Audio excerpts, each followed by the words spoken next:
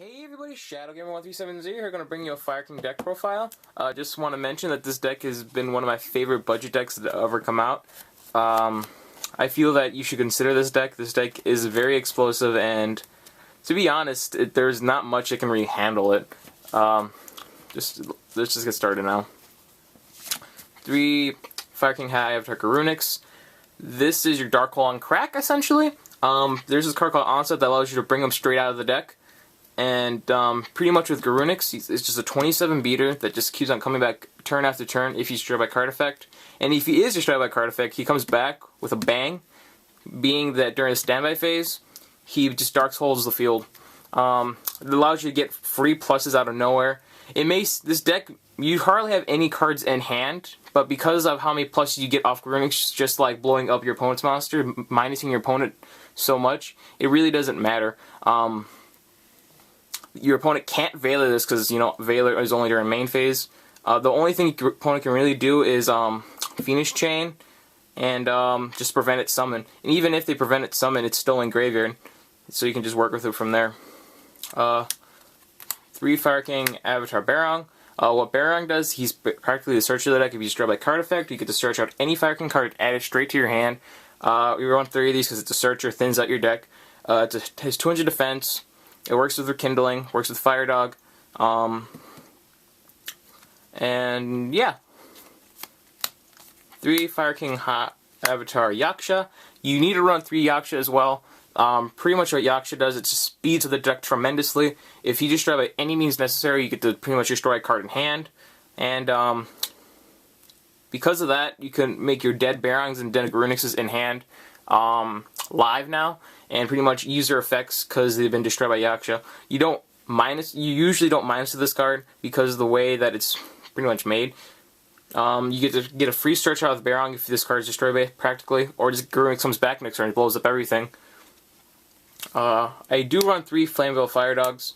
I see people running this at pretty much 2 or none nowadays. I feel you need to run 3 of these. This is a searcher of a searcher practically. Because if Fire Dog destroys your opponent's monster by battle, you can search out a Barong or a Yaksha, but usually you search out the Barong because practically you're searching out a searcher. It's a free +1 that pretty much keeps on going. Another thing to mention about Fire Dog, I do run Fire Dog also for the simple fact that this card is made to bait out back row. Usually your opponent doesn't want you to get pluses off your Fire Dog, so they'll probably bottomless it, deprison it, Book of Moon it, such and such, pretty much allowing them to waste their needed materials early on in the game, and pretty much saving your Garunix, giving your Garunix a much easier time to mess with. I run the Bear Engine, 2 Bear, 3 Tankies. I run 1 Blaster because they're all fire monsters. Onto the hand traps, double Maxi. Let's be honest, I think Maxi is needed pretty much in every deck nowadays. If you don't run Maxi, I can understand why. But I do run double Maxi. I just hate getting OTK'd. And pretty much your opponent is left in the position where he either keeps on special summoning and trying to win at that point practically, or just giving you pluses, or stop your plus gaining. And everyone that I know believes that if you're going to run Maxi, you better run a way to stop the OTK in your deck. So that's why I run the Swift Scarecrows. Game 1, your opponent will not expect a Swift Scarecrow.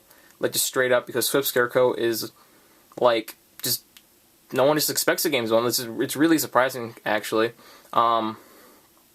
People usually expect a Veiler or even a Tragodia. 2 issues. I don't like Veiler because I want my opponent to invest into the field. I want my opponent to get as much cards onto the field, while Garunix would just pretty much blow it up next turn anyways. I don't like Trag because, to be honest, you barely have any cards in hand to begin with. Trag is never going to get extra big. Even if it does stop OTKs, Trag is not really that good. I just prefer, it's going to get blown up anyways by Garunix, so I think this Scarecrow is just as fine. So Scarecrow is just plain hard to stop. You discard it. The only way to really stop it is like a Divine Wrath and pretty much Dolka. So yeah, onto the spells. 3 Tanky for the Bear Engine. Pretty much Barong, Yaksha, and Bear itself are Beast Warriors. You can search it out with Tanky. Just get things out of the deck. Now here's to the dumbest card in the deck, in my opinion. Triple Onslaught of the Fire Kings. What this does is you activate it, special summon a fire monster straight out of your deck. Its effects are negated, however, It is destroyed during the end phase. This sets up pretty much your first turn Garunix play, with Garunix being a 27 beater that comes back every turn, even if it's destroyed by card effect, which this technically is a card effect. Therefore, you activate this summon Garunix, Garunix will die at the end of the turn, Garunix will then come back next turn, destroying all monsters on the field. Usually at that point, you're just minusing your opponent straight up. It's a really good card. You need to run out 3 to get your first turn Garunix. Onto my second favorite card of the deck, triple Circle of the Fire Kings.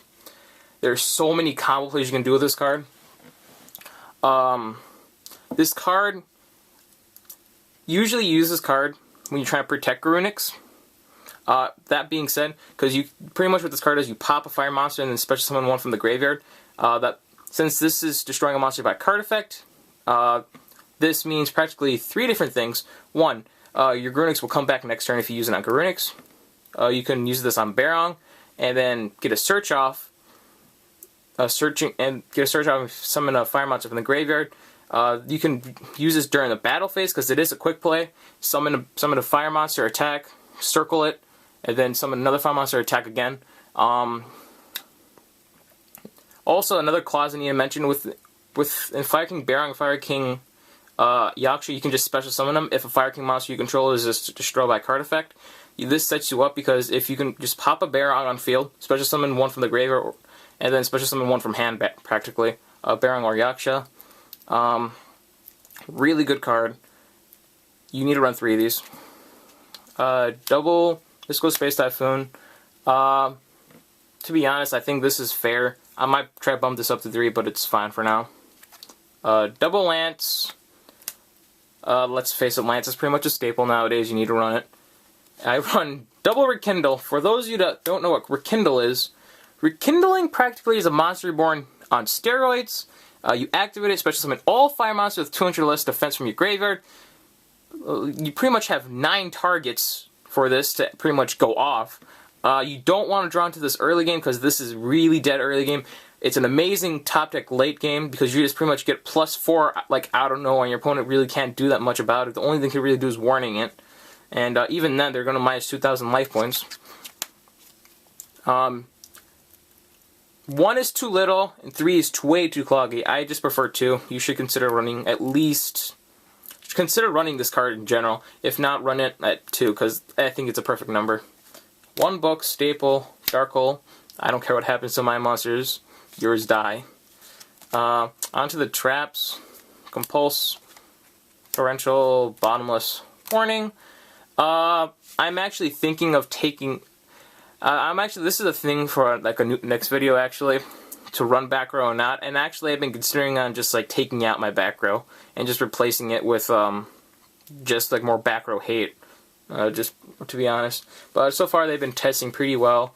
I have really no complaints about the deck. The only thing I have to say about this deck is if they banish Garunix, you're going to have a really tough match. If you don't get Garunix out pretty much within the first 2 to 3 turns, you're going to have a really tough match, and you're probably actually get locked down at that point. This deck is made to be aggressive. It's like it's an aggressive deck. It's actually more of a passive-aggressive deck if you really want to think about it, because you can just sit on Garunix, and if they destroy by card effect, they minus way too much. If they try to destroy by battle, you can just activate Circle and just destroy him by a card effect, getting back another Fire King from the graveyard, and putting him into even awkward position. That's the main deck. Here's the extra deck. Heretic Sun Overlord, you need to run this for the Murmillo matchup. You rarely go into this, but Murmillo matchup, when they get the Gaios out, you're going to get screwed. You need to run it. Pappy. It's Pappy. Caballero. I run 2 of them. You need to run 2 Caballeros. Oh, for those of you that don't know, Caballeros are their cowboys. Diamond Direwolf, I'm going to bump this up to 2. I need to get a second one. This card, pretty much you can pop a Beast Warrior or Winged Beast on your side of the field and pop a card on your opponent's side of the field. Most of the time people use this to pop itself, but with Fire Kings, pretty much all your monsters are Beast Warrior or Winged Beast to begin with. This card gets you pluses off, especially if you're Kindle into it. It's amazing. Black Chip of Corn because it's got reprinted. Double Maestroke because sometimes you just when you rekindle back into stuff, you just need to sit on it. Gemini Pearl to get over Ephenophion.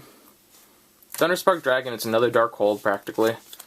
And double Ouroboros. I really only have the 2 Ouroboros in here just because I just have way too much space in my extra deck. Actually, one thing I need to mention, you need to get a Tiger King for the extra deck. 1 or 2, probably just 1 if your budget.